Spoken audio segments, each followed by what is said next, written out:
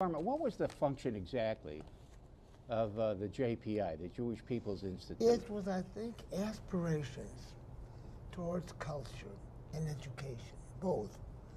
So just as a minor example, you'd have speakers, you'd have concerts, you'd have athletics, you'd have rooftop plays, I think, or something. You know, whatever it was a fixture in our neighborhood. And, you know, it was a good thing to have. Yeah, yeah.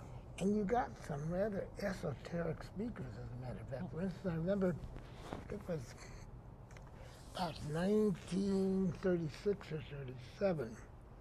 I heard a lecture by a fellow by the name of Singh, S-I-N-G-H. And he was talking about British rule in his own country, India. Yeah. I think Singh is a Sikh, you know, which kind of interesting religion. I know very little about the Sikh religion, except their own. They have their own thing. Yeah. And he was talking about what it's like to live when you have an empire ruling over you, you know. And, right. you know, it may be a rather decent empire, or it could be a brutal empire, but nevertheless, it's not you, it's somebody else over you. And he gave a little example, this is minor. There were British rules on how thick a walking stick could be, because a walking stick, if it's thick enough, it could be a cudgel instead of... Yeah. So Norm, so the JPI was a place where with aspirations for culture. Yes, you got it, exactly right. Yeah. Exactly right. And you went to Marshall High School. Yeah. And your father went to Marshall High School. Right. And all the members of this group, which Yeah. call themselves the Bull Session, which is Right. kind of funny, 50 years later, 70 years later. Was Marshall High School, in later years, I learned that, of course, Marshall High School was a well-known basketball school. Oh, man, was it? And then when the Jewish people moved out to the north side, Yeah. and African Americans people moved into the same area, it became even more well known as a basketball high school for its basketball. Right. Just the other day, the New York Times had a story about Marshall High School and what they're trying to do now to get kids interested in and prepared for college. So. Right. Was it in your day a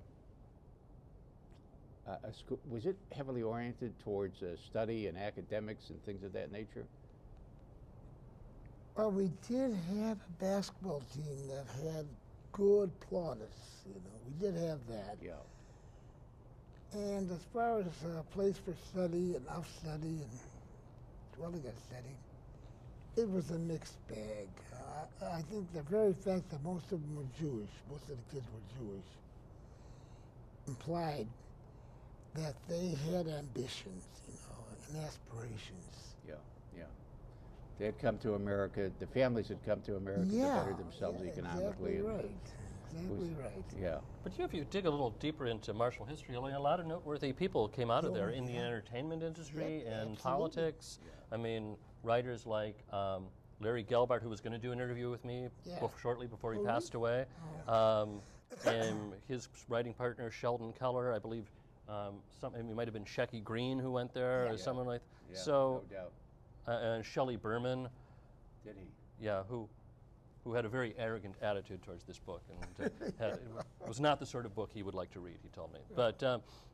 But a lot of noteworthy people did come out of that generation and that neighborhood. And from that Old West Side milieu in general, I mean, the one that sticks in my mind extensively, of course, is because I'm a lawyer, is that Arthur Goldberg came out of there. Oh, right, yeah. And but in every walk of life, just like certain schools in New York City, like I don't know, James Madison or wherever, you know.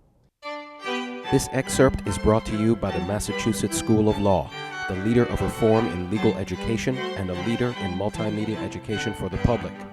To view the full interview and for a full listing of MSL's programs, log on to mslaw.edu.